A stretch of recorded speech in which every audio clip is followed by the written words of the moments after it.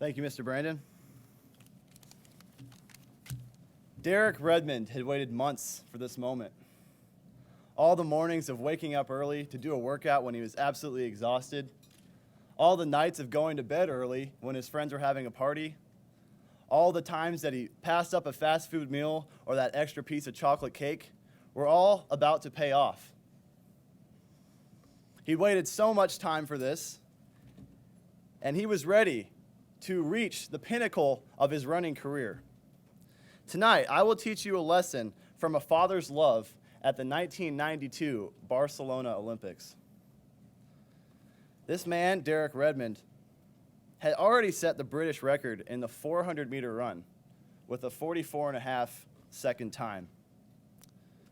This came after he already set the record previously. It was broken, and so he set it again, and that record would actually last for about 7 years.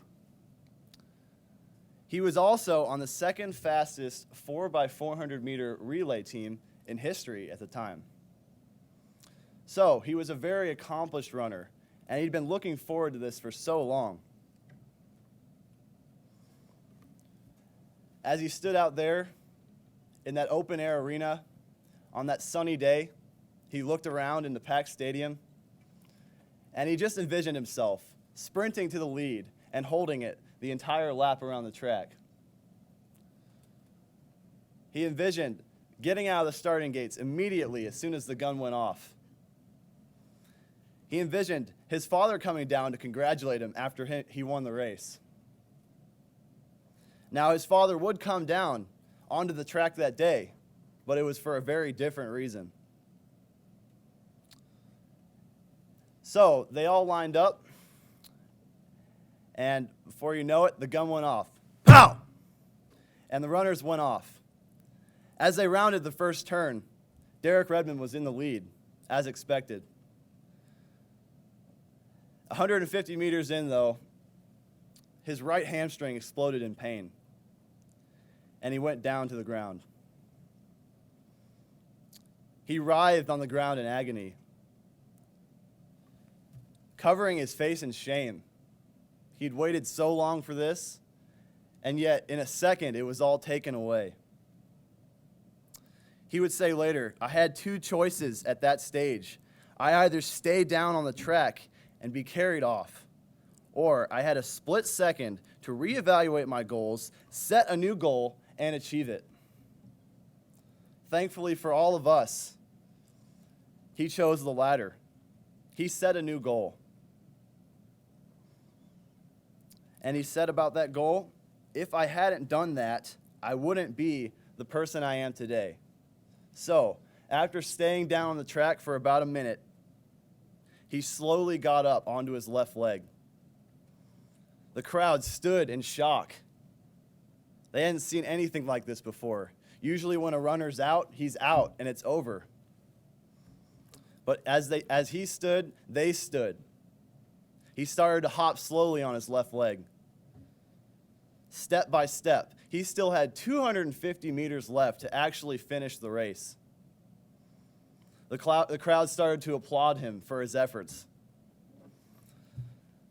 Suddenly, a man started pushing his way through the people in the crowd. He pushed through the security, who tried mightily to hold him back. But once he explained the situation, they let him onto that track as well. This man was Derek Redmond's father.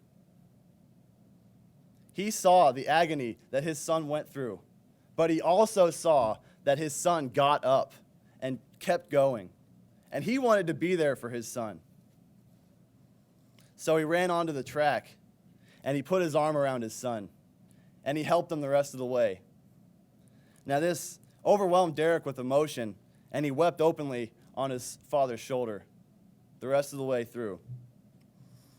A commercial was made about this, a Visa commercial, with the voiceover of Morgan Freeman, and he said, "Derek Redmond didn't finish first. He didn't finish second. He didn't finish third. He finished dead last. But he and his father finished."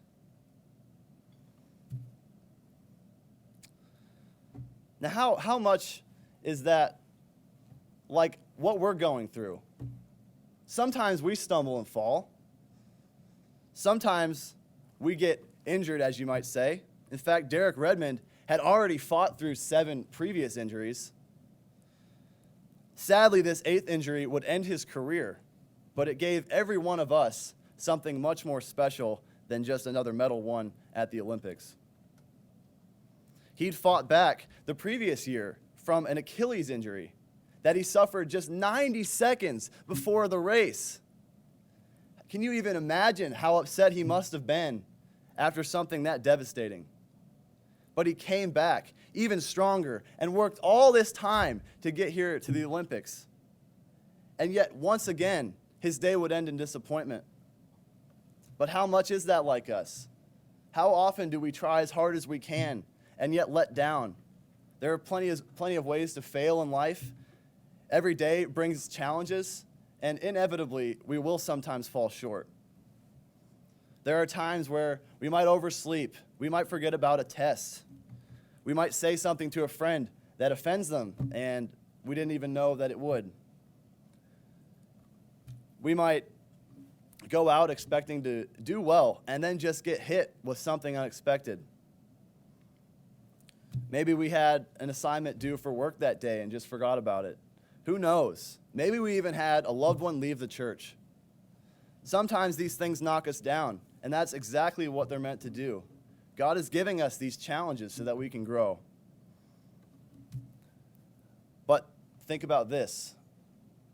If Derek hadn't gotten up, his father probably wouldn't have come down to help. There wouldn't have been a race to finish.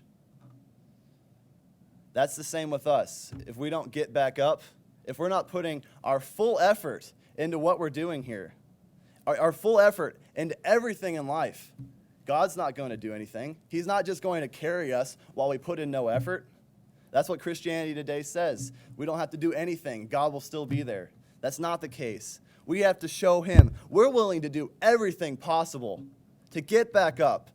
Sure, we're going to fall. Sure, it's going to hurt. But we have to get back up. God is with us through every injury.